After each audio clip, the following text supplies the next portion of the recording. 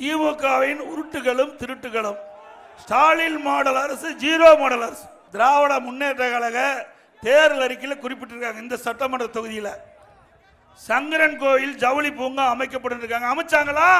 இந்த தென்காசி மாவட்டத்தில் கடையநல்லூரில் அரசு பாலிடெக்னிக் கல்லூரி அமைக்கப்பட்டாங்க. அமைச்சாங்களா?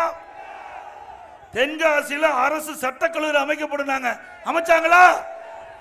புளியங்குடியில் பழங்கள் மற்றும் காய்கறிகளுக்கான குளிர்பதன வசதி ஏற்படுத்தப்படும்.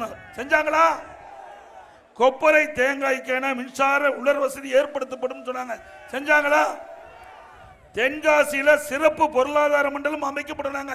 அமைச்சாங்களா? இங்க தென்காசியில புதிய அரசு மருத்துவக் கல்லூரி அமைக்கப்பட்டாங்க. அமைச்சாங்களா? தென்காசியில மாம்பழச்சாறு உற்பத்தி நிலையம் மற்றும் எலுமிச்சை பதப்படுத்தும் தொழிற்சாலை அமைக்கப்பட்டாங்க. அமைச்சாங்களா? ராமநதி ஜம்பு நதி ஆறுகள் இணைப்பு திட்டம் முன்னெடுக்கப்பட்டாங்க. முன்னெடுத்தாங்களா? அதை கைவிட்டுட்டாங்க. தென்காசியில அரசு வனக்கல்லூரி அமைக்கப்படும். அமைச்சாங்களா? அப்ப 10க்கு 0 தானே, 10க்கு 0. ஆக இது திராவிட முன்னேற்ற கழக தேர்தல் அறிக்கையிலே இந்த மாவட்டத்தில் குறிப்பிட்ட செய்திகள்.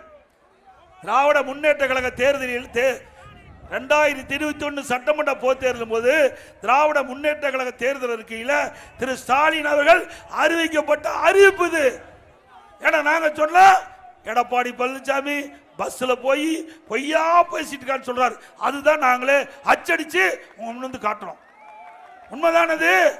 நான் சொன்னதெல்லாம் திமுக தேர்தல் அறிக்கையில் இடம்பெற்றிருக்குது. அதை செய்யாத அரசு தொடர வேண்டுமா?